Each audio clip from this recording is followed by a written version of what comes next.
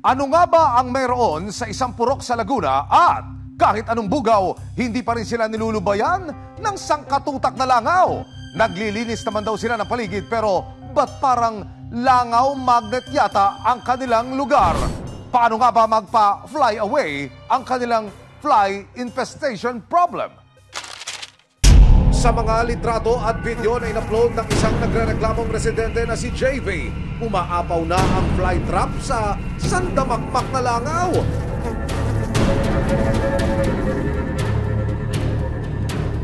Yung fly trap ay sila na mismo yung naglalagay sa dahil nga ho sa perwisyong dala nitong sangkatutak na langaw na ito. Kumakapal ang bilang ng mga langaw na ito kada harvest season. Kahit sa ang sulok daw ng bahay ni na JV Tolentino, hindi nakaligtas sa mga langaw.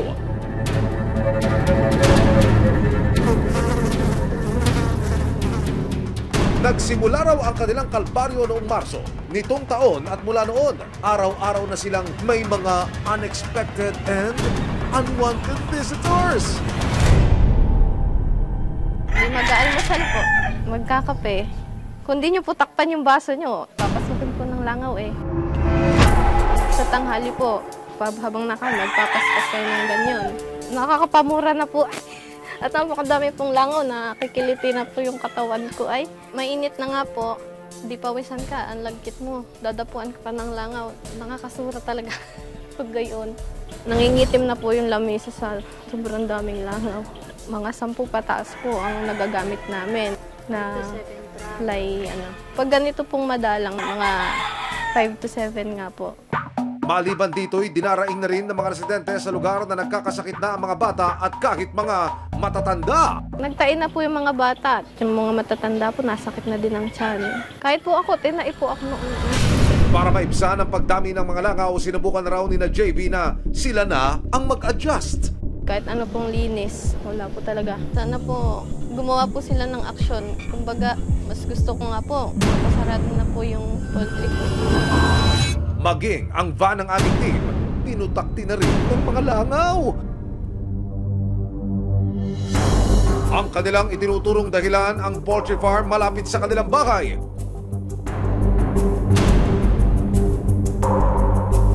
Hindi lang daw sa lugar nila JV inireklamo ang mga peste dahil umaabot din sila hanggang sa kabilang barangay. Nakilala ng resibo sa barangay na ito ang pamilya ni Marilyn Caponpon. Mas dumami ho ngayon. Hindi kagaya ng taon. Pareho rin ang sinisisi ni Marilyn. Poultry po ng manok din sa San Miguel. Tawid po lang ng tubig, yung po lang kabila. Kaya para mag-fly away na ang problema nila sa mga langaw, ginagastosan na rin ni Marilyn ang mga pesticide. May pong binubumba ng pangbumba po sa ng hayop para matanggal. Nagreklamo na raw si JV sa barangay at nagkaroon na ng inisyal na pagpupulong pero matapos noon, tila nilangaw na raw ang kanilang reklamo. Nagpa-blatter na po kami. Nagpunta po sila, yung barangay official po doon sa mga may-ari po at caretaker ng farm. Sabi nga po ay aaksyonan daw. Hindi naman po nangyari eh. Hanggang may nagreklamo po uli na pangalawa, na tagalabasan naman. Hindi na po kami nangialam doon at wala nga po nangyari nung una. Nagpunta po ulit, hindi ko na po alam kung ano pong nangyari ngayon. Idinulog ng resibo sa Barangay San Miguel ang reklamo ng pamilya ni JV. Ayon sa kanila, 2 poultry farm na posibleng pinanggagalingan at pinagpipistakan ng mga langaw. Nasa 350 meters hanggang 800 meters lang ang layo ng mga ito mula sa kanilang lugar. What a short trip para sa mga unwanted langaw. Bali, 3 sila. Yung isa merong aircon, tapos yung isa layer lang naman, paitlogan lang. Tapos yung isa open din. Pag pinatawag yung both parties, complainant at saka yung mga katiwala, representative ng mga bawat poultries. Tapos sinabi ko din sa kanila na kung hindi ba pwedeng dagdagan natin yung pag-i-spray para malesen yung mga pagdami ng langaw. Kapag natuklasan nilang hindi raw nag-comply ang mga nasabing poultry farm tulad ng napagkasunduan, kung hindi nila malelesen yung pagdami talaga ng langaw, pwede namin siyang ipasara. Nagpadala ng liham sa City Health Office ang Barangay San Miguel para humingi ng tulong sa agarang inspeksyon ng mga poultry farms na ito sa barangay. Pinahintulutan kami na sumama sa inspection kasama ang City Health Office, Business Permits and Licensing Division, Agricultural Zoning at Solid Waste Management ng lokal na pamahalaan ng San Pablo City, Laguna. 3 poultry farms ang target na suriin ngayong araw.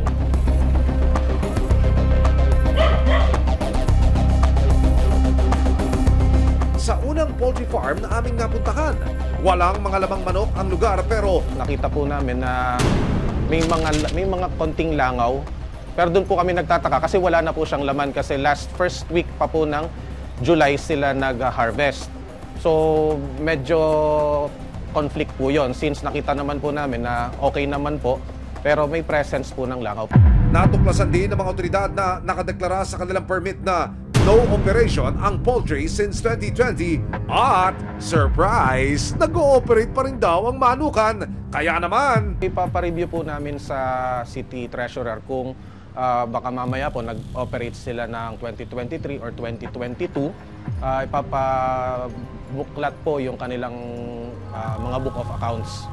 Sa pagpapatuloy ng aming pagtutok sa inspeksyon, pwede naman daw po pumasok yung mga mag-inspect, kaso yung media lang daw po yung ayon sa inisyal na pagsusuri ng lokal na pamahalaan, maaaring sa pangalawang farm daw nang gagaling ang karamihan ng mga langaw.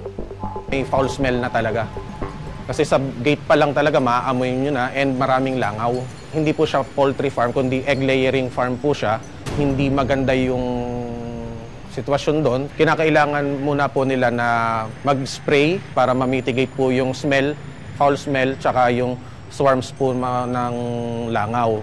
Pero, giit ng tagapangasiwa o manager ng tinutukoy na farm, yung farm namin kasi is malayo sa residential areas. And there is one farm na mas malapit siya dun sa residential areas. And yun kasi yung broiler farm, which is normally, yan kasi ang malangaw talaga. Ang langaw ngayon, yan ngayon ang lilipat sa mga bahay, sa amin, sa farm namin, which is perwisyo din sa amin, sa totoo lang. And sadly, kami ay na-pinpoint in terms of the fly infestation. Dagdag nila, masugid silang naglilinis ng kanilang egg layering farm.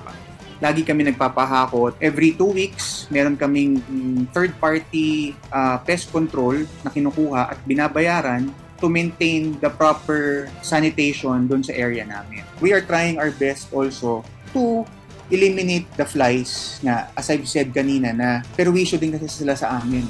At para sa huling poultry farm, nadatnan itong wala ring laman ng mga manok. Ayon naman sa caretaker ng manukan, supposed to be ay naka-ano ngayon, naka-schedule. Kaya lang, pinuspone po ng nagsusupply po ng mga sisiw dahil po sa issue na langaw. 1 linggo matapos ang inspeksyon, nagpatawag muli ng pagpupulong ng barangay kasama ang mga residente at kinatawan ng mga farm. Napagkasunduan na hanggat hindi nawawala ang mga langaw sa lugar, hindi muna maglalaman ng mga manok ang una at pangatlong poultry farms. Iniutos na rin ng City Health Office ang paglilinis ng pangalawang farm. Patuloy daw itong tututukan ng lokal na pamahalaan, lalong-lalo na't may dala itong panganib sa kalusugan at hindi dapat hawiin at isawalang bahala.